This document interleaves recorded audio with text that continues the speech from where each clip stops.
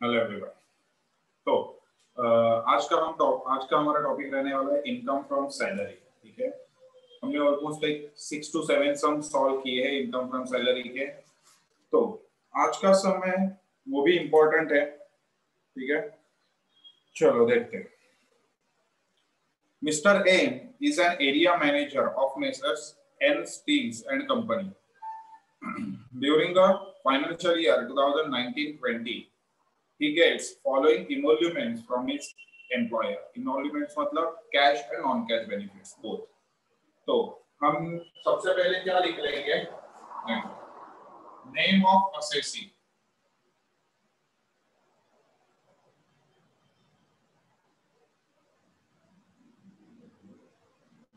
Mr. M. Previous year 2019-20. Previous year is the year in which we have received or earned something that like salary, status, individual. ये आपको हमेशा लिखना है। और assessment year 2021 ये year है जिसमें हम लोग उस पे टैक्स पे करेंगे, मतलब 1920। ठीक है, इसमें हमने जो अर्न किया उस पर हमें टैक्स पे करना है 2021 में। तो basic salary up to 31st August 2019 20,000 per month was the basic salary. From 1st September 2019 25,000 is the basic salary. चलेगा। ट्रांसपोर्ट अलाउंस दिया है, contribution to recognised provident fund 15% of basic salary and DA. Okay, fine. इसका 80C के अंदर deduction मिलेगा। Children education allowance 500 per month for 2 children's. इसमें हमें exemption है education allowance and hostel allowance. ठीक है, city compensatory allowance 300 per month, hostel expenses allowance 300 per month for 2 children, tiffin allowance 5,000 per annum, actual expenses 3,700। चलेगा। Tax paid by employer, employer ने tax पे किया है एम्प्लॉय के behalf पे, तो वो सैलरी में ऐड हो जाएगा। ठीक है, चलो देखते हैं। ग्रेचुइटी अगर कुछ नहीं है, यहाँ पे सिर्फ अलाउंसेस दी है, सो हमें वो सीखना है। इनकम फ्रॉम सैलरी, सबसे पहले बेसिक सैलरी। बेसिक सैलरी उन्होंने कितना दिया है देखो, पहले बोला है 20,000 per month up to 31st अगस्त। ठीक है, मैं एक टाइमलाइन बना देता हूं, आपको और अच्छे से क्लियर हो जाएगा क्या है वो। 1/4/2019 से लेके 31st मार्च 2020 ये हमारा पर्टिकुलर ईयर है। तो 31st अगस्त ये जो पीरियड है इसमें उसे 20,000 पर मंथ का सैलरी मिला है, और ये जो पीरियड है इसमें 25,000 पर मंथ का सैलरी मिला। डन। तो फिर कैसे आएगा, ये कितने महीने आते हैं कैलकुलेट कर लो। अप्रैल, मई, जून, जुलाई, अगस्त, 5 महीना आया।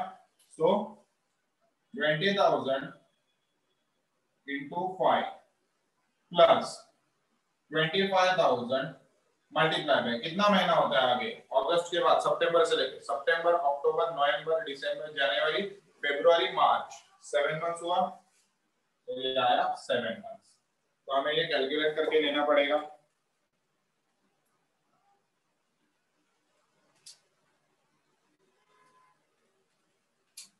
$2,75,000 ये हो गया बेसिक सैलरी। ठीक है, आगे ट्रांसपोर्ट अलाउंस 2,000 पर मंथ। अभी इसमें एग्जम्पशन वगैरह नहीं है। ठीक है, तो ये पूरा का पूरा टैक्सेबल है। 2,000 multiply by 12, 24,000। Next, contribution to provident fund, ये तो उनके सैलरी में से निकला हुआ है। ठीक है, सो कितना दिया है उन्होंने, 15% ऑफ बेसिक प्लस डीए। इसमें से 12% एग्जाम रहता है। ठीक है, और by the way this one is employer's contribution, right. तो मैं उसे ऐसे लिखता हूं, employer's contribution to provident fund कितना मिला है इसका 15%, मतलब 2,75,000 इंटू 15%,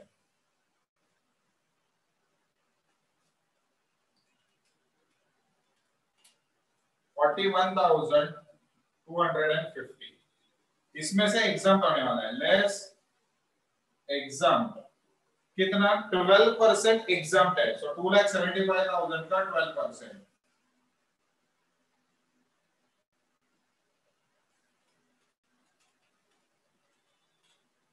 33,000।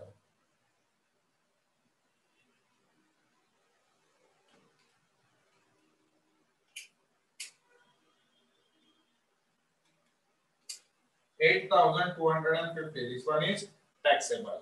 इस पे जो इंटरेस्ट मिलता है वो 9.5% तक एग्जाम है, राइट, 9.5% एग्जाम है, बाकी का टैक्सेबल हो जाता है। आगे देखते हैं, children education allowance 500 per month,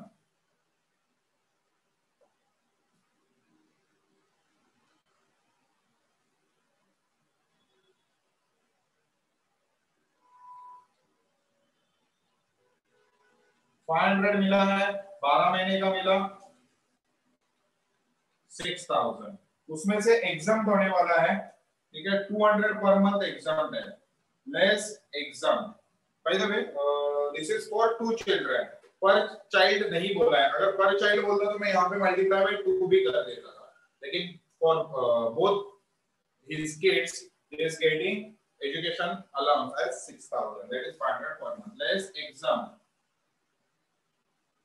200 multiplied by 12, 2,400 का एग्जाम्पशन है, 3,600 टैक्सेबल हो जाएगा। Next, city compensatory allowance,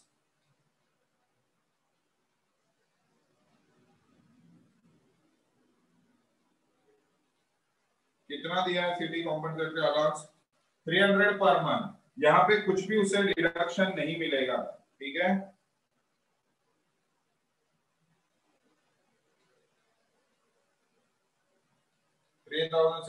taxable. Next दिया है हॉस्टल एक्सपेंसेस, मतलब ये जो चिल्ड्रन हॉस्टल है, चिल्ड्रन हॉस्टल एक्सपेंसेस है एक्चुअली, सो कितना मिला है उसे children hostel expenses allowance, sorry 380 per month है, ठीक है। सो हॉस्टल के केस में 300 का एग्जम्पशन है, चिल्ड्रन एजुकेशन के केस में 200 का एग्जम्पशन है। So hostel expenses allowance 380 per month multiply by 12,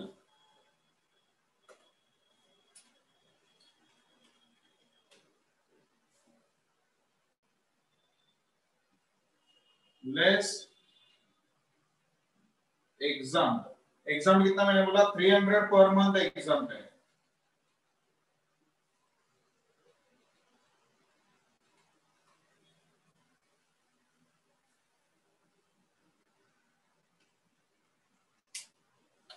$960।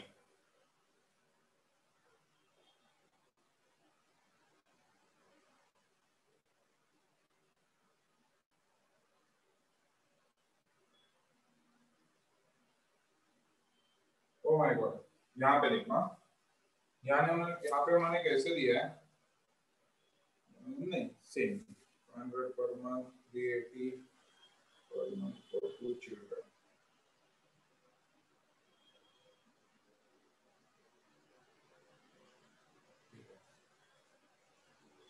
Nice, आगे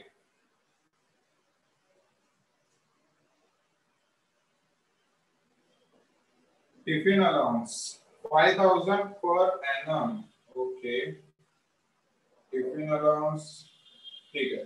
सो टिफिन अलाउंस के लिए कुछ भी एग्जम्पशन नहीं है, ठीक है,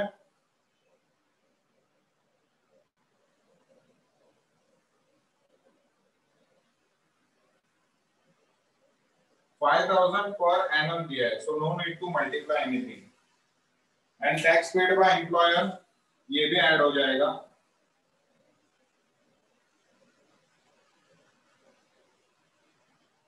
ये दिया हुआ है 2500। ओके, और कुछ नहीं है। अभी स्टैंडर्ड डिडक्शन मिलेगा, ठीक है, और जो टैक्स पेड बाय एम्प्लॉयर है वो लास्ट में डिडक्ट हो जाएगा। तो फिर ये हो गया हमारा ग्रॉस टैक्सेबल सैलरी।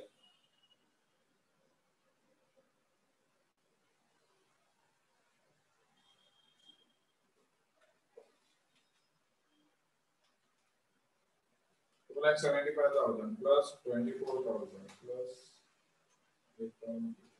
plus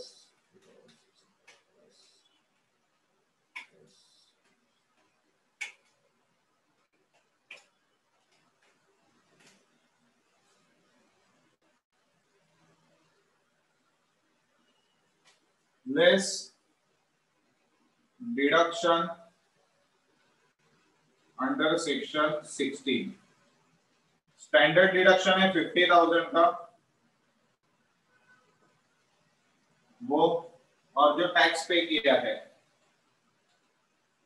वो टोटल 52,500 का डिडक्शन मिल जाएगा। टैक्सेबल सैलरी हुआ 2,70,410।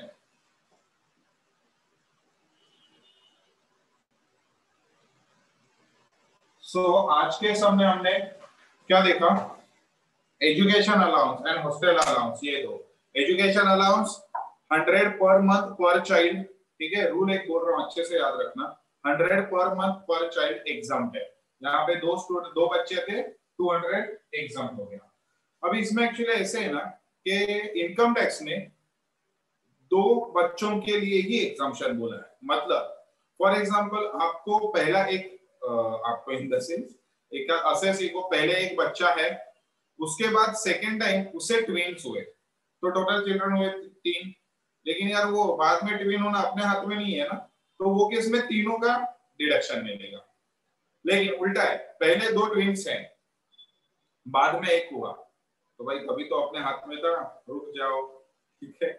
सो वो केस में सिर्फ 2 का ही डिडक्शन मिलेगा, और एक करके है तो भाई कुछ स्कोप नहीं है 2 का डिडक्शन। सो यहाँ पे हॉस्टल अलाउंस, एजुकेशन अलाउंस के लिए 100 पर मंथ पर चाइल्ड, हॉस्टल अलाउंस के लिए 300 पर मंथ पर चाइल्ड, ये एग्जाम्पशन है जो हमने एग्जाम कर लिया। बाकी पूरा सम नॉर्मल था। चलो then, bye bye, take care.